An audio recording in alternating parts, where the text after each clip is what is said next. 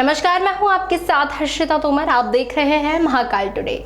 आइए रुक करते हैं शहर की खास खबरों की ओर। माता की आराधना का पर्व नवरात्रि की देश भर में धूम है। चैत्र नवरात्रि के आरंभ होते ही शक्तिपीठ नगरी उज्जैन के माता मंदिरों में भक्तों का तांता लगना शुरू हो गया है। उज्जैन में स्थित माता हरसिद्धि मंदिर देश के प्रमुख शक्तिपीठों में से एक है। यही वजह है कि नवरात्रि के मौके पर माता हरसिद्धि के दरबार में दूर दूर से लोग दर्शन करने के लिए आ रहे हैं। माता हरसिद्धि चक्रवर्ती सम्राट विक्रमादित्य की आराध्य देवी भी रही हैं और आज से विक्रम संवत की शुरुआत भी हुई है। इसलिए भी यहाँ भक्त माता का आशीर्वाद लेने के लिए आते हैं। चैत्र नवरात्रि में माता के दरबार में विशेष आराधना की जाती है। नवरात्रि के प्रत्येक रात्रि के समय दीपमाला प्रज्वलित भी होती है। माता हरसिद्धि का मंदिर देश के प्रमुख शक्तिपीठों में माना जाता है। शास्त्रों में प्रचलित कथा के अनुसार उज्जैन के इस स्थान पर सती माता की कोहनी गिरी थी, जिसके चलते ये स्थान शक्ति की आराधना का बड़ा केंद्र बन गया। माता हरसिद्धि को उज्जैन के राजा सम्राट विक्रमादित्य की आराध्य देवी भी माना जाता है। करीब 4000 साल पुराने इस मंदिर को शास्त्रों में उल्लेख मिलता है। यही वजह है कि माता के दरबार में नवरात्रि पर भक्तों का मेला लगता है। पुजारियों के मुताबिक माता हरसिद्धि का मंदिर शक्तिपीठ होने से भक्तों के लिए विशेष आस्था का केंद्र है। माता हरसिद्धि की दिव्य प्रतिमा का नवरात्रि पर विशेष श्रृंगार भी किया जाता है। सुबह और शाम विशेष पूजन अर्चन किया जाता है। उसके बाद शाम 7 बजे माता हरसिद्धि की भव्य आरती होती है। ढोल नगाड़ों के साथ माता के दरबार में नवरात्रि पर विशेष आरती होती है। इस आरती में काफी संख्या में श्रद्धालु शामिल होते हैं। वैसे तो माता हरसिद्धि के दरबार में रोजाना भक्तों का मेला लगा रहता है, लेकिन नवरात्रि में इनकी संख्या खासी बढ़ जाती है। नवरात्रि में माता हरसिद्धि के दरबार में 9 दिनों तक विशेष पूजा पाठ चलते हैं। देश विदेश से भक्त आते हैं और माता हरसिद्धि से सुख समृद्धि की कामना करते हैं। माता हरसिद्धि भी अपने दरबार में आने वाले भक्तों की मुरादें पूरी करती हैं। मंदिर परिसर में दीप मालिकाएं भी आकर्षण का केंद्र रहती हैं। इन दीप मालिकाओं को 2 स्तंभों पर बनाया गया है, जिसमें से एक शिव व एक शक्ति का प्रतीक है।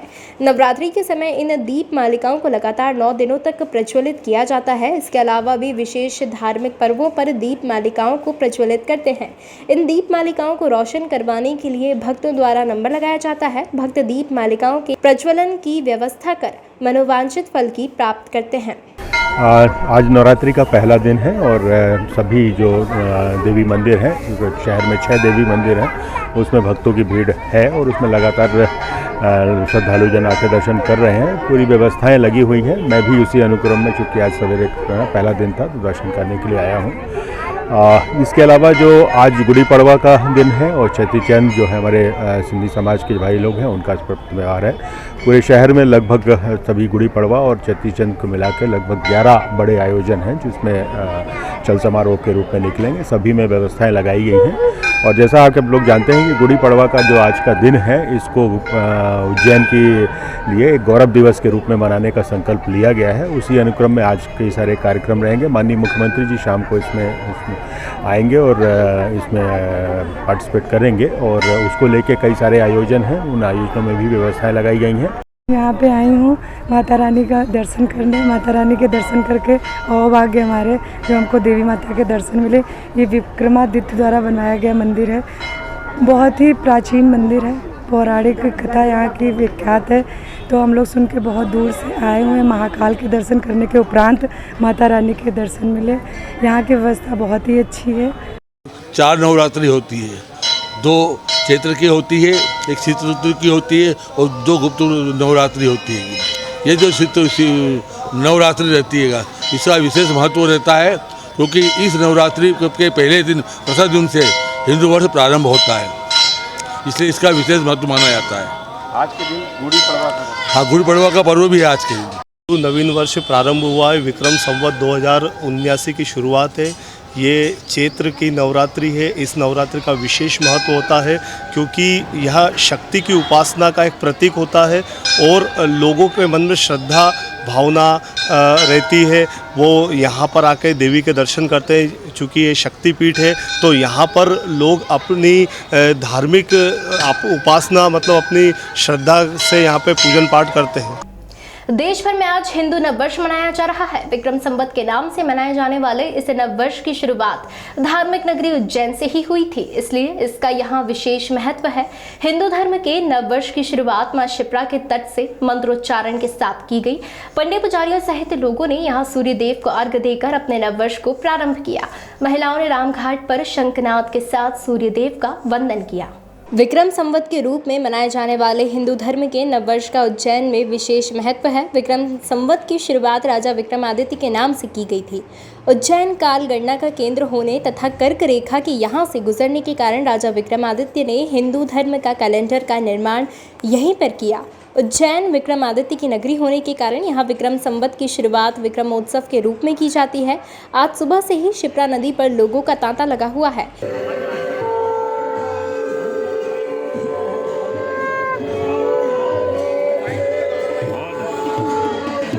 हम लोग शंख बजाते हैं हर साल गुड़ी पड़वा में। 2 साल से कोरोना के वास्ते नहीं हुआ है, इस साल शुरू हुआ है, इसलिए हम लोग बहुत खुश हैं। महाकाल की नगरी में रहते हैं। आज से नया वर्ष शुरू हुआ है।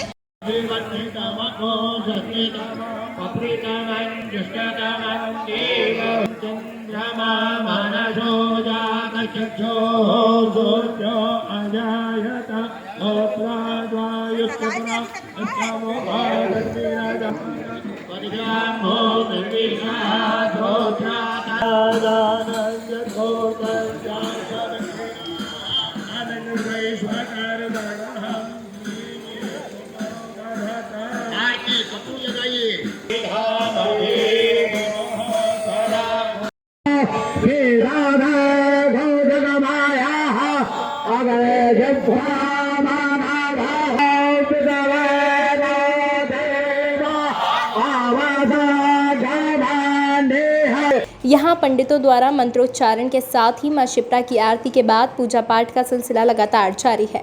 आज शिप्रा नदी में सूर्य को अर्घ्य देने के लिए लोगों का जमावड़ा लगा हुआ है। वहीं विक्रम टीले पर भी पंडितों द्वारा मंत्रोच्चारण के साथ सूर्य को अर्घ्य दिया गया। नववर्ष प्रारंभ हुआ है। आज चैत्र मास प्रतिपदा से नववर्ष की शुरुआत होती है। विक्रम संवत का प्रारंभ होता है। सूर्य को अर्घ्य दिया गया, माँ शिप्रा का अभिषेक पूजन किया गया है और मंत्र उच्चारण द्वारा स्वस्ति वाचन किया गया और विश्व के कल्याण की प्रार्थना की गई कि विश्व में मंगलमय हो और महागुरु के रूप में उभरे, ऐसी प्रार्थना की गई है।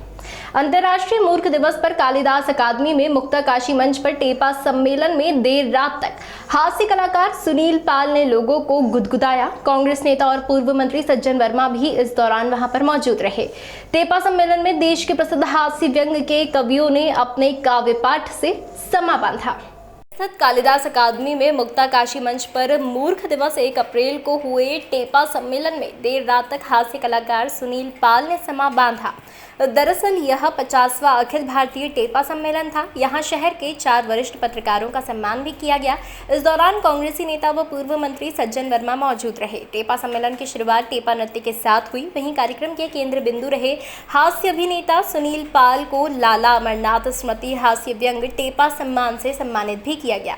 यहाँ बता दें कि पिछले 2 वर्षों से कोरोना के कारण यह आयोजन नहीं हो पाया था। मंच से सुनील पाल बोले कि किसी को खुलकर हंसाने से बड़ी कोई इबादत नहीं है। पाल ने कहा कि एक कॉमेडियन राष्ट्रपति मुख्यमंत्री बन गया, अब मुझे प्रधानमंत्री पद के लिए कोशिश करना चाहिए। 50वें टेपा सम्मेलन में पत्रकार राम सिंह चौहान, प्रकाश त्रिवेदी, प्रदीप मालवीय एवं प्रकाश प्रजापत को सम्मानित भी किया गया।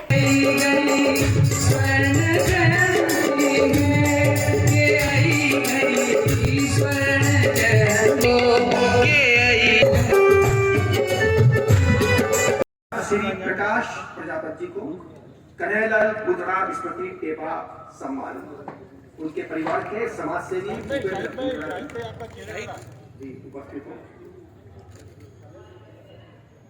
उपस्थित हो तो वो मंच पर आने का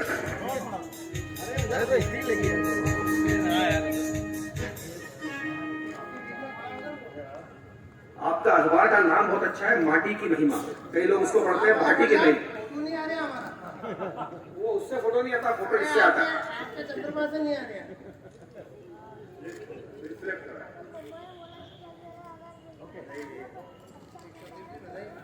सुमेध सिंह शर्मा ने टेपा सम्मेलन के संस्थापक डॉक्टर शिव शर्मा पर हास्य व्यंग आधारित व्यक्तित्व चित्रण प्रस्तुत किया। इसके बाद विभिन्न स्मृतियों में टेपा सम्मान प्रदान किए गए। अभा टेपा सम्मेलन के सचिव मनीष शर्मा एवं शिवा खत्री ने बताया कि टेपा सम्मेलन का ये स्वर्ण जयंती वर्ष होने के कारण 50वां टेपा सम्मेलन स्वर्ण महोत्सव के रूप में आयोजित किया गया है।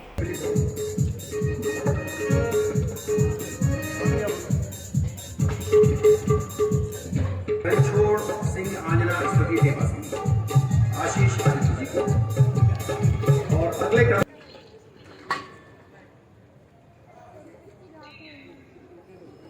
और आपकी कला स्मृतियां का प्रदर्शन में देश विदेश में सम्मान पाती रही है। ये पुरस्कार प्रदान करा श्री विक्रम उत्सव कार्यक्रम के तहत भारत उत्कृष्ट और नव जागरण पर एकाग्र समागम के तहत प्रसिद्ध फिल्म गीतकार शायर मनोज मुंतशिर शुक्रवार को उज्जैन पहुंचे। उन्होंने कई रोचक किस्से सुनाए। मेरा भारत वीरता की वसुंधरा है। एक दुशासन ने हमारी बेटी का वस्त्र खींच दिया, हमने उनकी 100 लाशें बिछा दी। हमारी एक बहन का अपहरण कर लिया गया, हमने उस रावण की पूरी लंका जला दी।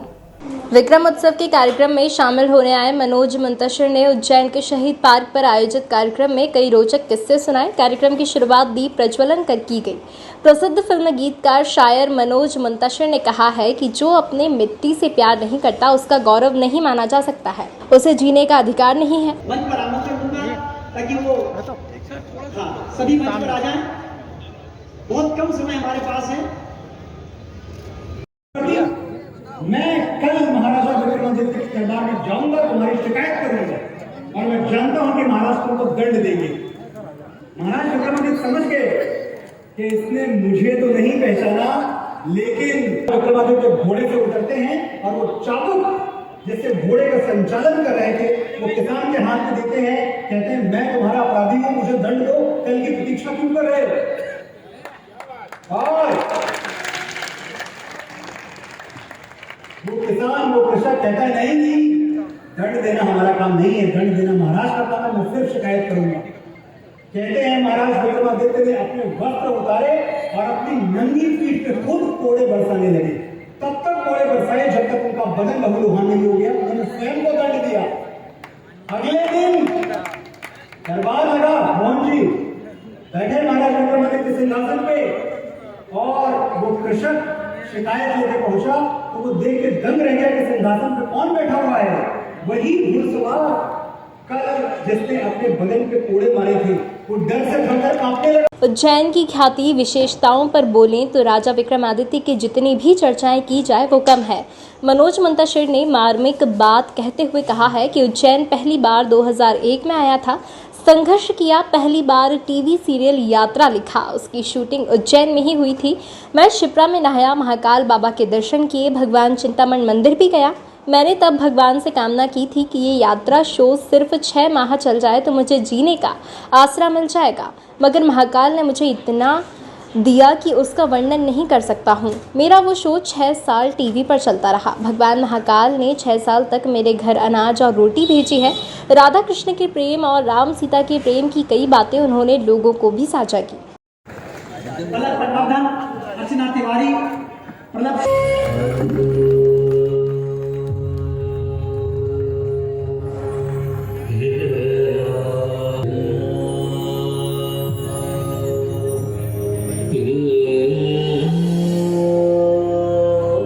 उज्जैन के जीवाजीगंज थाना क्षेत्र में गुरुवार को उस समय हड़कंप मच गया जब दामाद बदमाशों के साथ अपने ससुराल पहुंचा। उसने सास पर हमला किया और चाकू लहराता हुआ पत्नी को जबरन साथ में ले गया। मामले में पुलिस ने युवक और उसके साथियों पर केस दर्ज कर उसे गिरफ्तार कर लिया है। वहीं अपहरण और मारपीट में साथ देने वाले 1 दर्जन लोगों को भी हिरासत में ले लिया गया है। देवास में रहने वाले आकाश सांगते कई दिनों से उज्जैन एसपी और कलेक्टर कार्यालय के चक्कर काट रहा था और दोनों ही जगह उसने अपनी नवविवाहित पत्नी को उसके माता पिता के चुंगल से निकालकर अपने साथ ले जाने की गुहार लगाई थी। दरअसल 11 फरवरी को दोनों ने मर्जी से देवास के आर्य समाज में शादी की थी। लड़की के घर वालों को इस शादी से आपत्ति थी, इसलिए इंदौर हाई कोर्ट पिटीशन दायर करने के लिए गए हुए थे। कोर्ट से बाहर निकलते ही उज्जैन की थाना नागझरी पुलिस दोनों को पकड़कर ले आई। इसके बाद पुलिस ने आकाश की पत्नी रितिका को उसके माता पिता के साथ भेज दिया, लेकिन आकाश लगातार अधिकारियों के पास जाकर अपनी पत्नी को साथ ले जाने के लिए गुहार लगाता रहा। उसने इसके लिए प्रेस कॉन्फ्रेंस भी की थी। पत्नी नहीं मिली तो बन गया अपहरणकर्ता। दरअसल आकाश को जब पत्नी नहीं मिली और ससुराल वाले लड़की को भेजने के लिए राजी नहीं हुए तो उसने बदमाश साथियों के साथ हथियार लेकर गुरुवार को युवती के घर धावा बोल दिया। वहीं पत्नी को ले जाने लगा तो साथ सामने आ गई। ये देख आकाश ने उन पर चाकू से हमला कर दिया और साथियों के साथ चाकू लहराते हुए पत्नी को भगा ले गया। दिन दहाड़े हुई इस घटना से क्षेत्र में हड़कंप मच गया। कुछ लोगों ने घटना का वीडियो बनाकर पुलिस तक पहुंचा दिया। इधर युवती को परिजनों ने आरोपियों के खिलाफ रिपोर्ट दर्ज करवाई है। पुख्ता जानकारी मिलते ही पुलिस ने खोजबीन कर कुछ बदमाशों को गिरफ्त में ले लिया है। जीवाजीगंज थाना टीआई ने मुस्तैदी दिखाते हुए लड़की को भगाकर ले जा रहे आकाश को लड़की के साथ पकड़ लिया। उसके साथ करीब 1 दर्जन लोग भी थे, जिसमें आकाश लश्करी, अभय चौहान, सागर लश्करी, लखन, मयंक, प्रथम, सोनू, जसवंत, लड्डू, पीयूष सहित अन्य पर 365, 323, 294, 452, 454, 506 में मामला दर्ज कर लिया गया है। खींच के उसको नीचे से लौट गई, उसको लौटते के खींचा सबने और मार के तलवार के उसको मार डालेंगे और ले गए उसको, और हमको सबको तलवार दी। और सब ये आकाश लश्करी था और आकाश शांत है और 20-25 जने ने सबने मुंह पे कपड़ा बांधा था, चेहरे नहीं पहचान पाई। ये हमको सबको मारा उनने, लड़ से, तलवार से, डंडे उन्होंने से मारा सबको। इनको मेरे को तलवार, मेरी काकी सास को, किराएदारों ने सबको मार मार के भैया। सड़क पे मेरी बेटी को भी मारा, मेरी छोरी को भी लौटा दी सड़क पे। वो नहीं जा रहे, उसको खींच के ले गए। ये देवास का है और ये सब उज्जैन के भी है, देवास के भी है। कल जीवाजीगंज क्षेत्र के अंतर्गत दानी गेट खटीकवाड़ा में सूचना प्राप्त हुई कि एक बालिका को ज़बरदस्ती कुछ लोग यहाँ से हथियारों के दम के ऊपर ले गए हैं। उस पर जीवाजीगंज पुलिस द्वारा तुरंत कार्रवाई की गई और जिला पुलिस बल की भी सहयोग लिया गया। इसके अंतर्गत आरोपी, जो मुख्य आरोपी था आकाश सांगते, और उसके वो जिस बालिका को ले गया था, उस दोनों को हमने दस्तयाब कर लिया है, उनको लेकर आ गए हैं। आरोपी, मुख्य आरोपी सांगते की गिरफ्तारी हो चुकी है। उसका एक और अन्य साथी पीयूष, उसको भी हमने राउंड अप कर लिया है, उसकी भी गिरफ्तारी हो गई है। आज माननीय न्यायालय के समक्ष उनको प्रस्तुत किया जाएगा। उज्जैन के महाकालेश्वर मंदिर में राजाधिराज बाबा महाकालेश्वर की भस्म आरती बाबा को भस्म माकर की गई। यहाँ बाबा का आकर्षक नयनाभिराम श्रृंगार भी किया गया। बाबा का जलाभिषेक कर श्रृंगार के बाद श्री पंचायती महानिर्वाणी अखाड़े के प्रतिनिधि ने बाबा को भस्म अर्पण की। भस्म आरती के दौरान बाबा का आकर्षक श्रृंगार किया गया। धार्मिक नगरी उज्जैनी में विश्व प्रसिद्ध बाबा महाकालेश्वर के दरबार में प्रतिदिन होने वाली बाबा महाकाल की भस्म आरती आज तड़के 4 बजे की गई। यहाँ बाबा महाकाल का आकर्षक और नयनाभिराम श्रृंगार किया गया। श्रृंगार के पश्चात बड़े हर्षोल्लास के साथ बाबा महाकाल की भस्म आरती की गई। ऐसी मान्यता है कि बाबा महाकाल की एक झलक पाने से हर व्यक्ति विशेष हो जाता है।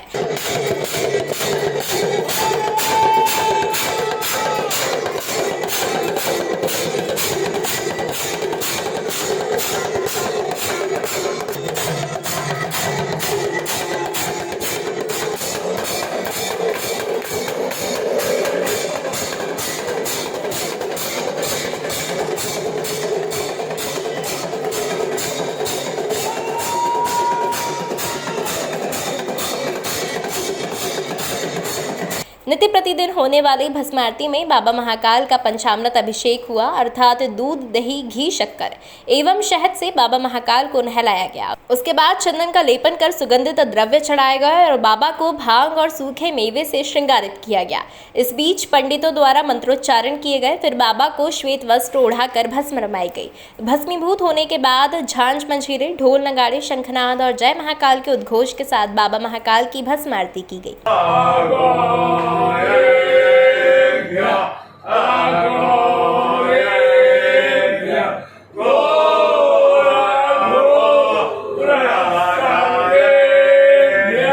इस अंक में फिलहाल इतना ही। अगले अंक में फिर मुलाकात होगी, तब तक के लिए नमस्कार।